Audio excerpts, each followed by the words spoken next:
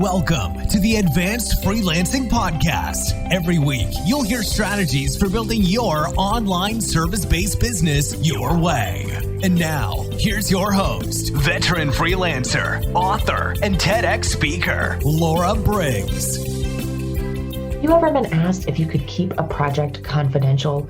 Or have you been asked to sign a non-disclosure agreement and you did it without really thinking about it, but weren't really sure of the long-term implications? You're going to love this week's episode because we're finally breaking down the concepts of confidentiality and non-disclosure agreements and what you should know about how to negotiate these and how to understand them.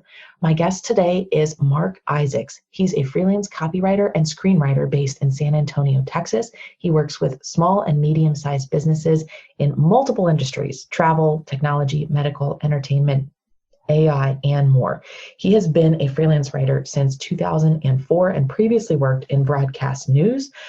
He is originally from New York and has had a really interesting career, including doing a lot of different event-related and holiday programming. He's also an actor who has a membership in SAG-AFTRA since 2014. He really breaks down everything you need to know about confidentiality and related issues in this episode. So if you've always been stumped by it, or if you're like, hey, should I be having my subcontractors sign a non-disclosure agreement? You're going to love this episode. Hey, everybody. Thanks for tuning in to another episode of the Advanced Freelancing Podcast. We have a hot topic to discuss today with my guest, Marc Isaacs. We are going to be talking about confidentiality, which no is not something you can just assume that is, going to work out fine for you if you don't discuss it. Certain clients might ask you to keep things confidential, especially if you're working with startups or if you're a ghostwriter or if you're in certain industries. So welcome to the show, Marc. I'm so excited to talk about this with you and get your expert insight here. Well, I'm excited to use some of my experience and put it to good use for other folks who are struggling in this arena that we are in. The world of freelance is very complex. It is. So what type of freelance services do you provide or have you provided in the past? Well, it's been a wide range. I write scripts for clients, some video scripts, television scripts. I do copywriting, marketing, advertising. I kind of do a little bit of everything. My main focus, though, is storytelling. So taking a concept, packaging it into some kind of story form, whether that's a video script or that's a company history or a personnel biography, that type of thing. Okay, that makes a lot of sense, especially with having a background and knowing some of these issues around confidentiality. I think we should probably make a distinction between the two different types of confidentiality that come up. And you can correct me if these two aren't right and you think there are others. I think sometimes you work with clients where there are aspects of their business that you might discover while being a freelancer for them, that they want you to keep confidential. And then there's the aspect of, like, a lot of the times I've had to sign agreements when I'm working with a client and they don't want me to disclose that, say, I wrote their website or I created that white paper for them. So are there any other situations in which confidentiality comes up? Not in my experience. Those really are the two key ones. I think, for example, some of my clients have their clients. And so you're really working on a system of supplying content to one entity for another entity. So there's actually two layers of that same confidentiality expected, but I wouldn't add any to that list that you just provided. Okay, so when someone asks us to sign something like a non-disclosure agreement, what does that really mean? And as freelancers, I know it's going to vary from one document to another. And of course, disclaimer, we're not attorneys, but what should a freelancer be looking for when reading through an NDA that's provided by a client? Well, first of all, NDAs are extremely important, and I've signed them. I've also had them drafted to give other people to sign on projects that I've been attached to. Freelancers really need to pay attention to the language. It's not just something to sign and send it back because it was asked of you. You really need to know what it is you're signing and what the expectation of behavior is involved, because in some cases, it's about protecting the proprietary information of the company. So are you looking to make sure that you don't announce or share in any capacity something about a process or a particular development, say technology development? Are you looking to, protect those secrets or a proprietary process? But the non-disclosure could also ask you to not mention the company by name, not associate yourself with that company in any public way, like not going to social media and saying, hey, I work for company X, Y, and Z. So you really have to look carefully at the language to see what it's asking of you. And if you're confused by anything, if something doesn't make sense to you, that is an opportunity to ask the question, which is to the client, that's hiring you to do this, is ask the question of, what does this mean? Or can I get clarification on this point? Because if something confuses you, you're likely or at least liable to mess up in that area. You're liable to make a mistake and have a breach of that confidentiality because you didn't understand a certain bullet point that was provided. That was going to be my next question, because I'm thinking that a lot of these documents that are provided to us have been drafted by lawyers. There's legalese in there, and we're usually provided an NDA pretty early on in a working agreement with a client, which means we're still excited. We don't want to do anything that could take us out of the running of working with them. And so it's almost like it becomes a habit, like where a client says, oh, can I get you to sign an NDA? And they send over the document and you sign it. You don't even really closely look at it. Would you say that is there ever a reason to have an attorney of your own review it, or do you just recommend asking the client if there's something in there that seems a little confusing? Well, the first step would be to ask the client just to get some clarification, because they should be able to provide you, depending on the person, of course, that you're talking to. So, for example, if I'm working with a creative agency, that creative agency person who's my contact didn't draft this. So they may have to go to their internal people for that clarification. But here's where it becomes tricky, and this should be the defining moment for the freelancer to ask for legal advice, is what are the repercussions?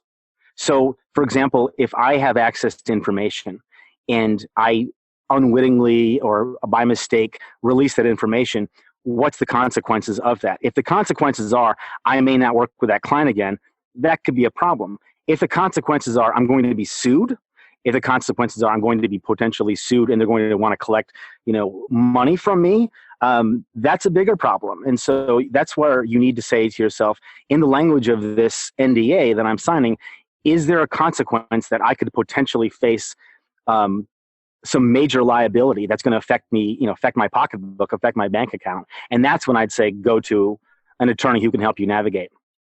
An excellent point. And so my next question based on that would be, if the company is providing you with an NDA, can you ever negotiate or adjust terms in there? Or is it just kind of expected that this is their boilerplate document, you can take the terms in it or leave it?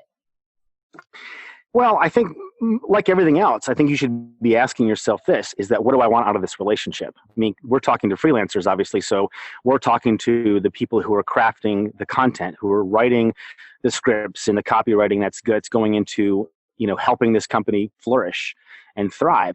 And so while you're helping them, you want to be thinking about how to help yourself. And so part of helping yourself comes from knowing what you want out of that relationship. And so if the NDA can be a negotiable thing, if you can see something in there and you say, well, this point is something that's going to limit me from, say, marketing myself as doing writing for this company, you can say to them, hey, is it okay if we change, bullet point 15, which would allow me to say, at least I worked for you, because you are a reputable company, and knowing that I was attached to your work, your output, would help my career. You can ask those questions. I mean, I wouldn't necessarily expect to change, half of the NDA, but if there's a certain point you feel like is limiting your ability to continue growing your career on the work that you're doing for this company, by all means, ask directly about it. That's a really good point. It seems like it comes down to reading through that document carefully and understanding what is being asked of you and what those potential consequences are in deciding whether this needs to be elevated to an attorney, whether there's room for potential pushback for you to ask for certain things. So I'd love to hear just from your perspective, like how does confidentiality typically come up in the freelance work that you do, and what are some of the kind of challenges that you've experienced in kind of like working around that or making it be as effective as possible while you're also growing your business?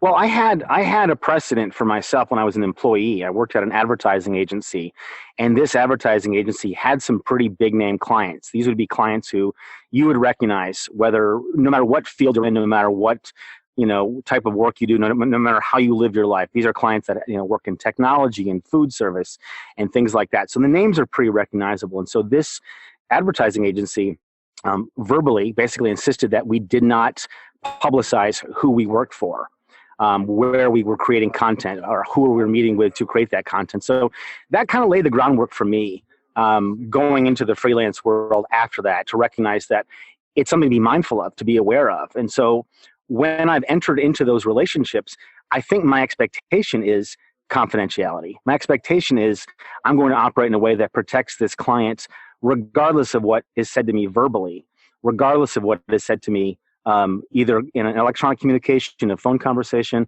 regardless of whether there's an NDA in place. My first thought is, what is confidential? So I go in with that mindset. And so it's helped me when I've been approached by a potential client and they've asked for an NDA to be signed, or they've communicated that they expect confidentiality. I'm already there. And here's one reason why. And one of the things I do is for clients is I write scripts. And so if you have an idea for a script, and this could be for a television show or a movie, you don't want everyone knowing that idea. So that's another thing that influences my perspective on this, is that I want creative ideas to be protected in general. As a freelancer, as a content creator, as a writer, I want people's ideas to be protected. Where it gets challenging for me is, and I think I've mentioned this before, is leveraging the work that I've done. This is where it gets challenging. It's leveraging the work I've done in order to get other jobs. And so people will ask me to send them samples of things, samples of my work. And most of what I've done is writing and consulting and coaching regarding content in a ghostwriting way. So my name is not on the book. My name is not on the website. My name is not on the articles. And yet I can talk about those things. I can talk about the experience. I can talk about the experiences I had and what we did and how the process looked to create that specific content, but I can't show it. And it can be devastating because, if it's for a client, for example, I have an ongoing client right now, and they had me writing video scripts, and their clients are big players in entertainment. I mean, the biggest players in the world in entertainment. And so we don't talk about those big players. We don't talk about the projects that they're putting out for the world to see. These are global projects that I can't talk about. And so it could potentially be the biggest thing I'm working on. And yet I already know going into that relationship that I can't say anything more than I just told you right now. That's about all I can say. And so there's no leverage in really that. There's no leverage in saying, well, I work for some giant companies, or I've done work for a client that has their clients are big, or some of the biggest companies in the world. There's no leverage because there's no example of the work. So it's really just, it's me tooting my own horn, but I have nothing to back it up with. So I think that's the biggest challenge, is that when you're creating content, the whole idea is that, A, you're getting paid for it as a freelancer, and B, you're growing your career. These are seeds that you're planting for your next clients to attract them and to grow more business. And the very thing that we could use to grow our business, we don't have access to. Yeah, I've noticed that that's a real challenge, especially with a lot of people who work in the writing world, because, we're butting up against another legal issue here of copyright, which 9 times out of 10, unless you're doing something like being bylined for a magazine or a traditional news publication, you are giving up the copyright so that the client can post it as if it were their own on their website. And so that means, like, if you sign an NDA and the copyright is being handed to them as soon as they've paid for it, you might not be able to even say, like, oh, hey, I wrote that, or get that client to give you a testimonial. One of the things that I come up against this all the time, because 90% of my clients are lawyers, and none of them want anyone else knowing that a non-lawyer is writing their website content and blogs for them. And that's hard when I have a new client who says, well, hey, can you show me an example of a live website you wrote? And the best way I've come up with to handle it is just to say, I sign non-disclosure agreements with practically all of my clients. For that reason, I cannot show you an example of a live website that I wrote. However, here's, 3 example pages that have never been published anywhere, but are indicative of my style of writing.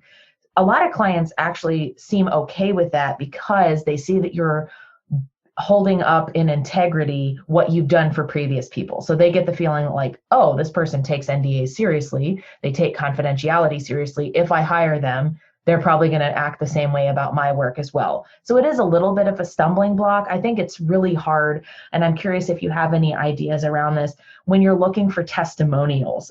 It's hard sometimes to get, my clients to want to give me a testimonial on LinkedIn, because of course, if they go on there and say, yeah, Laura's a great writer, she did my whole website, and their top thing listed is, that they're the biggest partner in the law firm, it's pretty obvious that I wrote the law firm website. Do you have any recommendations for trying to leverage a little bit of social proof or testimonials when you got these confidentiality issues going on? I do. I'm so glad you asked that question, because I actually stumbled on something recently, and that is looking at the language that a client has sent to me in an email. So most of the communication, once a project gets rolling for me, is through email communication. So it's a nice history of the timeline of our relationship. And so I'll go back to certain points. Now I have one client, for example, is an agency, an advertising agency, and they have clients. They have technology clients, and they have different clients that they serve. So our dialogue about those clients and about those projects will all be saved. So I'll go back to something specific they said. And it's a statement about, a testament of my work, like a testament to something I did that the work might have been especially creative, or the turnaround time might have been especially short and challenging. So I'll pull that statement, and I'll ask them about that statement, and I'll say, can I use this? So you can take something they've said to you in writing and say, hey, can I use this?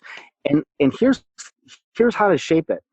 If you're using it as a freelancer, then set it up as a problem and solution. So when I'm using these statements, and it's a single sentence or it's 2 sentences at most, as a testimonial, then what I'm doing in accompanying it is, this was the problem and this was the solution. And that's why I got this testimonial from them. So in the same marketing piece, you see a quote from this client. Hey, this is why Marc Isaacs, did well for us. This is what we liked about him. This is one element of something that he did we liked.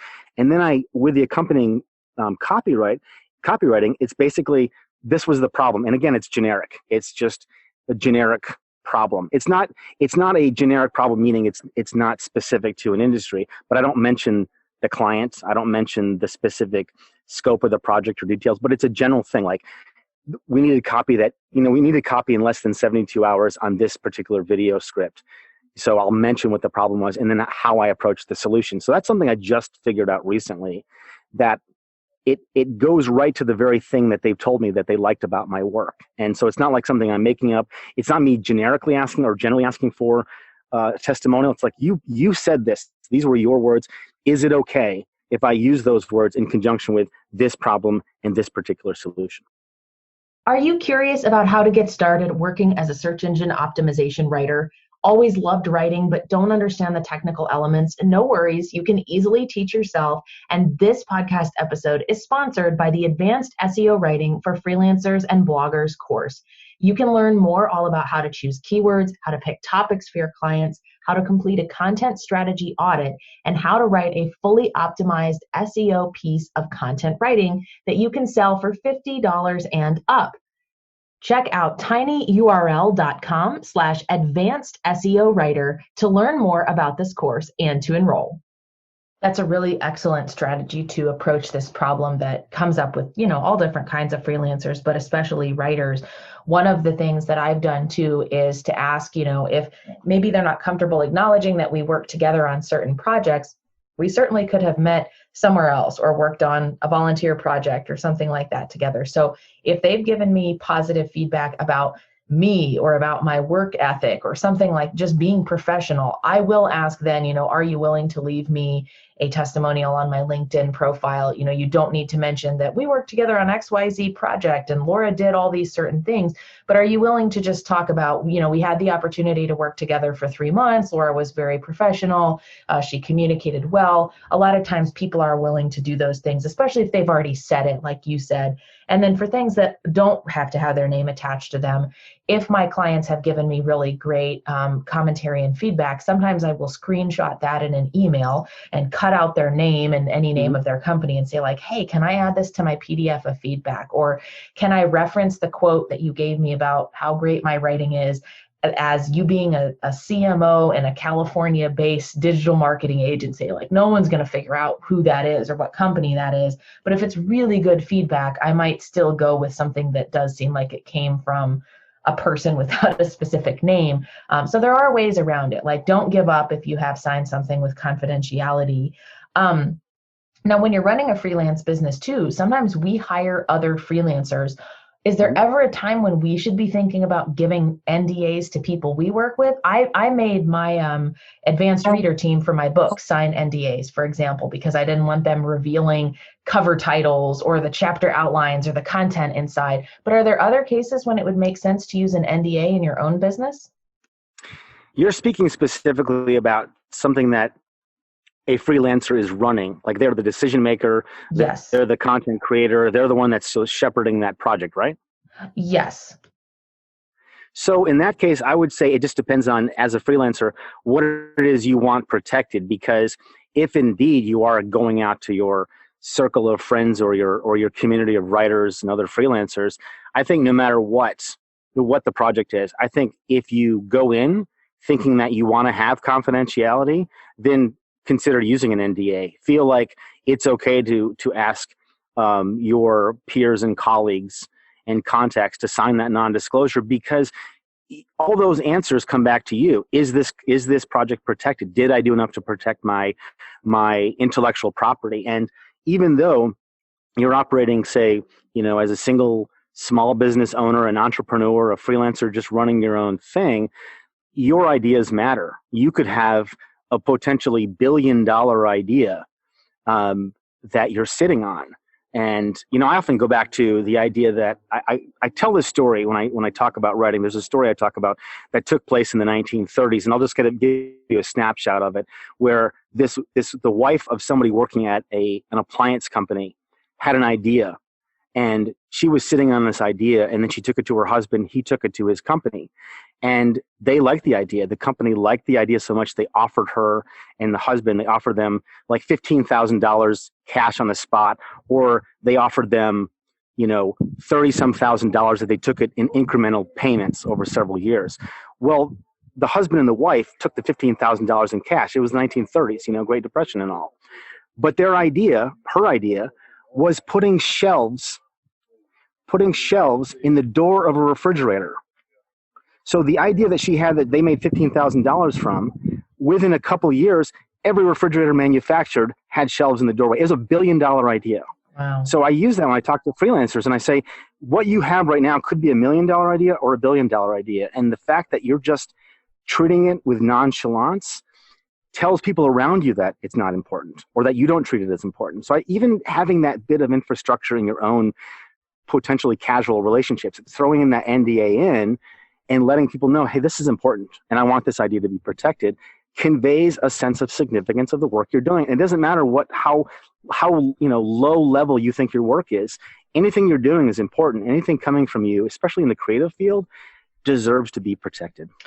Yeah, I love that. That's really important. And I want to hammer home too, before we wrap up, like these are documents that do have real potential consequences. I think a lot of times when freelancers are signing contracts, if they're small contracts, you're kind of like, yeah, I'm having the client sign this contract for $500 because I want us to be on the same page and I want to have a written document to refer back to if they deviate from the contract or they don't pay me on time. But I'm probably never going to take this to the level of litigation. If you are working with major clients, if you are working with proprietary information, with tech companies that are building things, with movie scripts and television scripts and things like that do need to be kept quiet, you really could find yourself in a very serious situation. So this isn't something to like casually look over and ignore and figure like, oh, well, they'll never find out if I mention to this one potential client I've got on the line that, hey, I did this for XYZ company. If you don't have the legal ability to say that you did that,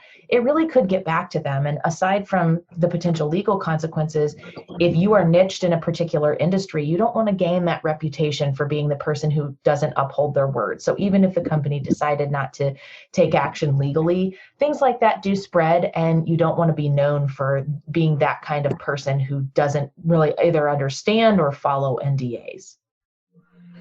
It's So simple business practices. You're right. I mean, just following simple business practices, that understanding what is involved in the work that you're doing. And I think that sometimes it trips up freelancers who they've had the comfort of working for a company. They've had the comfort of being an employee, and then they step out, they branch out into the real world, so to speak. And I say that a little bit tongue in cheek, but they step out into the real world of working for themselves and don't realize that that how you see your job, how you see every part of it, not just the creative part of it, not just the fun part of, say, creating content, but how you see every aspect of how to execute that job, what the process looks like, what those communications look like, how you build those relationships. All of those things factor into what you're building as a brand. And even as a single individual freelancer, you've got a brand, and so you've got to protect it. absolutely. You've got to protect this brand, even if you're just starting out and you don't know what the brand exactly looks like yet. No one wants to get certain traits associated with them, missing deadlines, not following guidelines, just plain being difficult to work with. So this is an easy one to avoid. So to recap what we've talked about, you might be asked to sign a non-disclosure agreement and have to understand confidentiality for that purpose. You want to read through it and make sure there's nothing in there that seems confusing. If there is, ask the client. If you're not getting a good response from the client, or if it's more complicated than you thought, it might be a good opportunity even to leverage like a freelance lawyer to take a look at it, someone who's licensed in your state and can kind of review and make sure things are accurate, and to comply with whatever's in there. You know, if you haven't negotiated it differently with the client, you need to respect that non-disclosure agreement. It's far more than just a piece of paper. It really is your professional reputation. Well, Marc, thanks for all of this amazing information. I think it's so helpful for new and experienced freelancers alike. Where can people go to learn a little bit more about you? Well, I've actually grabbed a name years ago that I've been hanging on to. It's a name and it's a title of what I do when I was still working as an employee. They asked us to define ourselves with a title. And I was a copywriter, but I didn't like the term copywriter. So I took the term word masseur. One word, word masseur, a little bit of an honor of my French-Canadian roots. And so people can find me like on Instagram and Twitter and places like that with word masseur. I use that handle a lot. I'm on IMDb. If people go to imdb.me/Marc Isaacs, they can find some of the films and television projects I've worked on and written and produced. I'm pretty visible on social media and in all places. LinkedIn, I find some clients through there as well. So I'm pretty out in the open, and I do a lot to answer questions for new freelancers when people contact me, and I try to make myself a person of service however I can. Well, wonderful. You've definitely given us a lot to think about here, and I really appreciate your time and all